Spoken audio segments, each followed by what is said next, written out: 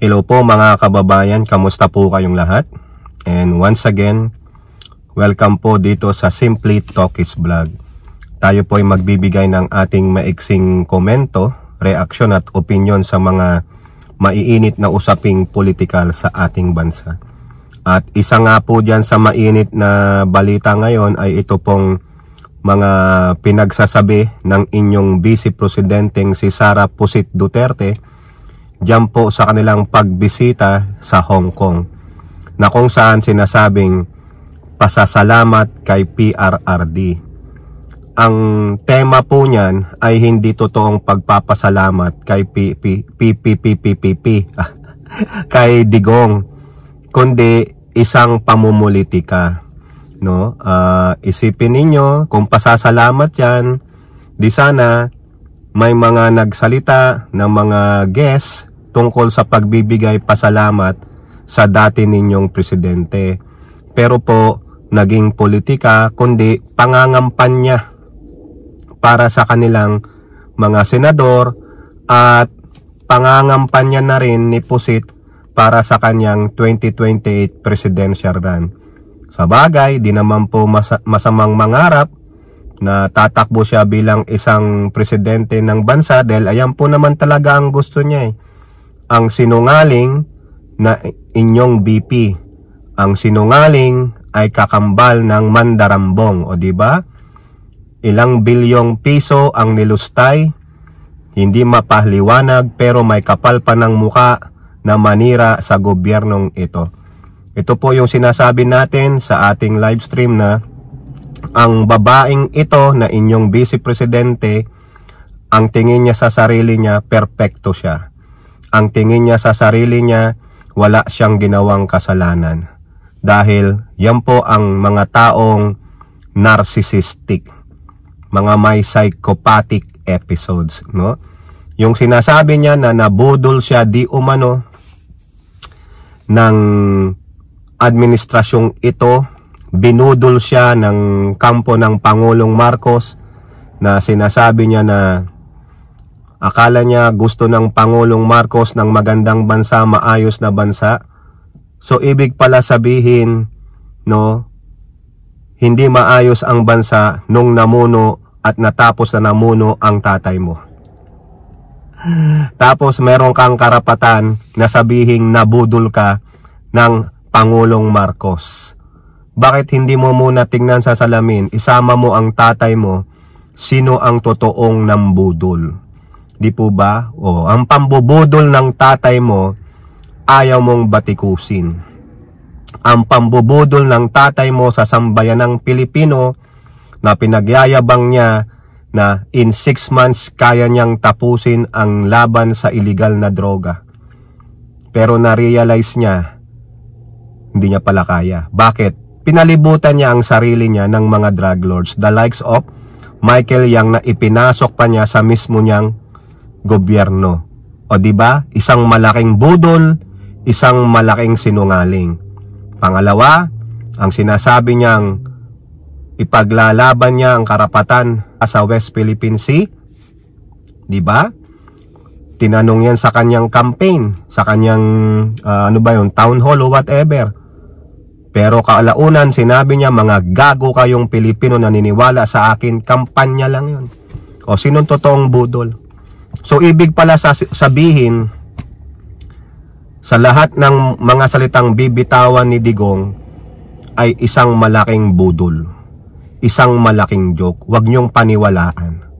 Dahil nagjo-joke lang po ang mga Duterte, no? Yung sinasabi niya pa na hindi siya mag-i-endorso ng kandidato kasi kalaunan, pag hindi magaling yung na-endorso niya at nanalo, sasabihin nyo na budol o na-scam kayo ni Sara. Sinungaling, di ba? Hindi niya alam ang pinagsasabi niya, mga kababayan. Nanloloko lang siya. Isang malaking joker ang inyong BP Sara Duterte at ang inyong mga hinahangaang Duterte. Paano hindi siya nag-endorso? Sinimulan niya na. Inendorso niya ang 8 PDP senatorial candidate out of 9. Isa lang ang hindi niya inendorso. Tapos May video pa sila ni Bato. 'Di ba? Sinungaling lang. O tapos yung mga pumapalakpak na uto. Pero ang sabi nga po ni Ramon Tulfo, akala mo lang pinapalakpakan ka. Pero sa totoo lang, minumura ka na. Hindi ka pinaniniwalaan niyan para lang sabihin mo, o pinapalakpakan ako, natutuwa sila sa akin. Pero sa totoo lang, sabi ni Ramon Tulfo, wag kang maniwala sa mga yan dahil yan, parang nanonood lang sila nung isang baliw na nasa kalye. Tuwang-tuwa, di umano sa iyong performance, pero kalaunan sasabihin ay baliw. Di ba? May punto naman si si Ramon Tulfo, sorry po, hindi po si Rapi Tulfo Si Ramon Tulfo. O now, doon sa sinabi niyang nabudol siya ng Pangulong Marcos, sinagot po siya dyan ng ating batikang magaling at patuloy na pinababagsak na USEC ng PCO at Palace Press Officer na walang iba kundi si Attorney Claire Castro. Walang yan naman, Attorney, haba nung intro ko sa'yo. Shout out kay Attorney Claire. Ano ang sabi ni Attorney Claire? Hindi kaya the other way around? Tama po tayo. Sumasang-ayon sa atin si Attorney Claire, even though na hindi ko naman napanood yung kanyang press con. Nabasa ko lang po sa quote card. Tama kami ng sentimiento. Parehong-pareho po kami. Ganun po kami ni Attorney Claire. Pero wala po tayo sa kalingkingan ni Attorney Claire. Attorney yan sino ba naman si Tokis? Di hamak lang pong mababang vlogger. Wala po tayo sa kalingkingan. Pero pareho po kami ng iniisip ni Attorney Claire. No? The other way around. Sino bang nambudol? Sino ang lumustay ng pera ng kaban ng bayan na mahigit sa 625 million confidential funds? Sino ang may mga disallowances na reported na ng COA at pinababalik ang bilyong-bilyong piso mula sa pondo ng DepEd? Remember the 12 billion? Sino ang nambudol sa mga guro, sa mga estudyante at magulang na kung saan wala siyang gaanong naipatayong mga eskwelahan? Yung mga resource materials, tinengga. Ano pa mga kababayan? Siya ang malaking budol. Diba? Ngayon, you have the audacity to say na ikaw ang nabudol. Ulul. Sinong uululin mo? Kulang na lang sabihin na gano'n ni Attorney Claire. Ako po nagsabi nung ulul. Hindi po si Attorney Claire. Diba? It is the other way around. It is your VP Sara Pusit Duterte ang nangbudol, ang nanloko, ang napakalaking sinungaling. Diba? Tama lang napalakpakan ka, pagtawanan ka dahil yung isa kang baliw. Isa kang performer na baliw. After that ng performance mo, minumura ka na, kinamumuhian ka na. Diba? So, sino ang totoong baliw? Ayan, yun ang magandang title natin. Sino ang totoong baliw? Sara Duterte?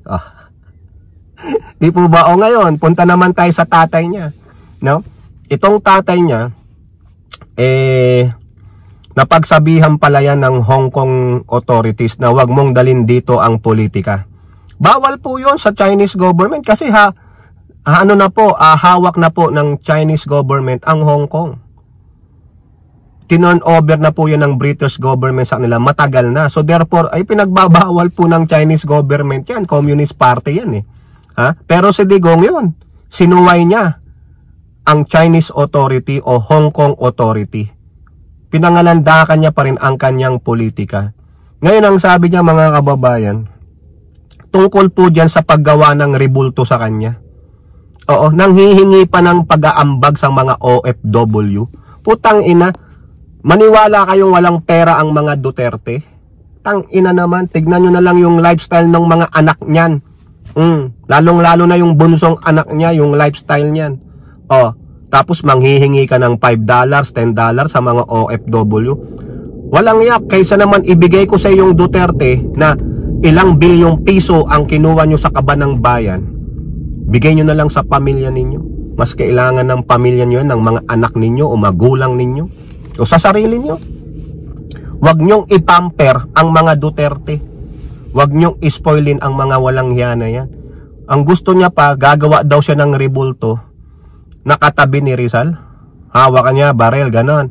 Oy, it is a travesty. Kawalang hiyaan po yan sa ating magiting na hero na si Rizal. Libro po ang hawak ni Rizal. Pag-aaral. Sa mga Duterte, baril, mamamatay tao. Ang mamamatay tao ang gagawan nyo ng rebulto. Ano sabi ni ni Yusek Claire Castro? Ha? Sa mga siguro panatiko nila, pero sa mga pamilya na nabiktima ng EJK, he's not a hero. He's a criminal. Diba? Paano na yung libo-libo na napatay sa EJK na humihingi at sumisigaw ng hustisya, tapos gagawa niya ng rebulto? Oh, bago ka gawa ng rebulto, Digong, dapat mamatay ka muna. At ang taong bayan ang magdidesisyon kung gagawang ka ng rebulto. Maganda, gawang ka ng rebulto, no? Tapos sunugin. Nangangarap pa magkaroon ng rebulto, hihingin pa ang pera ng taong bayan, ng mga OFW, na nampapakahirap para sa pamilya nila, sa sarili nila. Mga mandarambong na nga talaga kayo, mga manloloko kayo. Nagnanais magkaroon ng rebulto. Bakit? Hero ka ba? Hero ka? Ha? O, kung hero ka, dapat wala ka na sa mundo. Hero ka. Di ba? O, tingnan mo yung mga may rebulto dyan.